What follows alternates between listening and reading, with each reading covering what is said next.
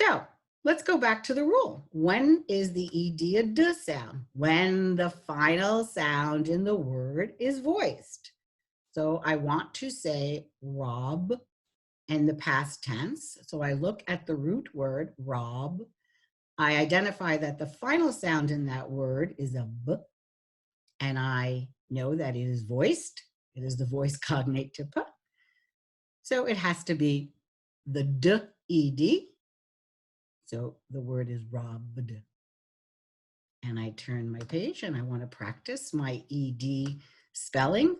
That has a D. All vowel sounds are voiced. So if a word ends in a vowel sound, like a steered is considered a vowel. Remember So steered, stored. Now, when is it an id? Well, two cases. If your root word ends in a d, if your root word ends in a t, then it's an id. Headed, tested. And we have examples of that on the following page. Batted, beated, shifted, etc. So now we go back to our faults, and you can understand that omissions, we tend to omit the ED. I liked the movie yesterday. Instead of saying liked, because k is voiceless, so the ED would be liked. And the same rule happens with plurals. So let's go to our plural page and identify what happens there. So I'm going to share my screen with my plurals page. Let's go to 89. I'm pretty sure it's after that. So we'll just flip through a couple of pages. Okay, we're gonna flip through a couple more.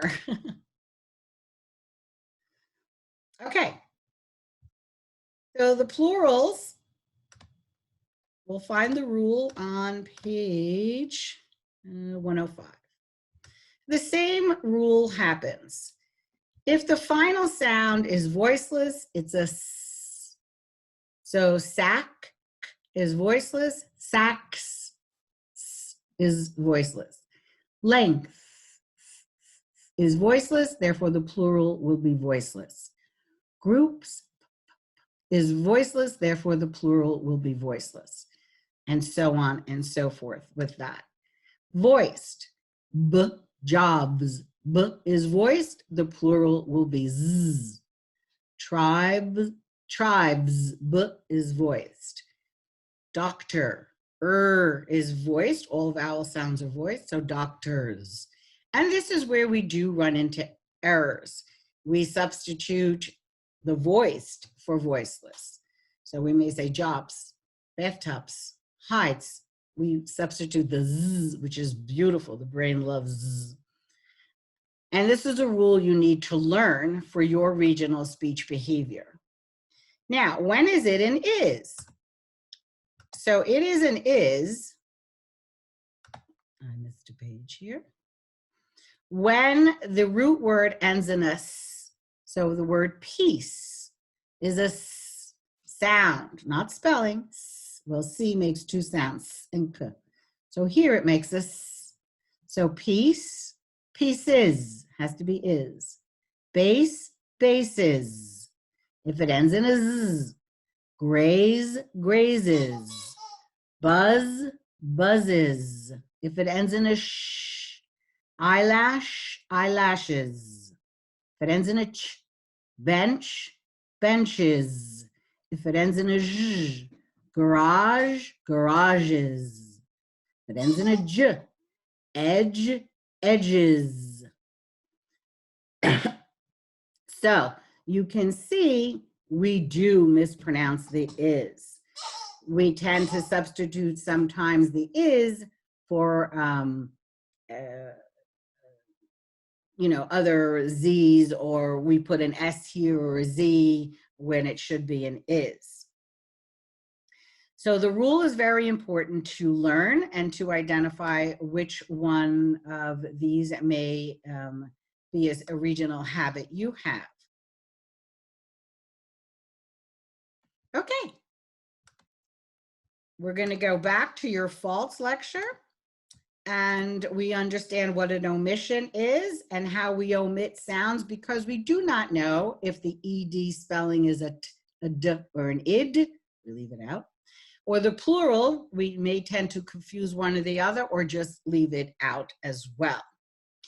Other sounds that we leave out are those one-syllable words. We leave out final sounds like t. You know, I want to go out. I want to go out. Put it over there. Put it. But I didn't know. But when should we hand it in? Oh, all of them are gone. Hand it in. I don't know when you hand it in. So we do tend to omit our final sounds in this region, especially on one-syllable words, and especially for plosive sounds. P, b, t, d, k, g. Additions. We tend to add an to certain words. The word is athlete, and in this region, as well as other regions, it may add an but here we say athlete instead of athlete.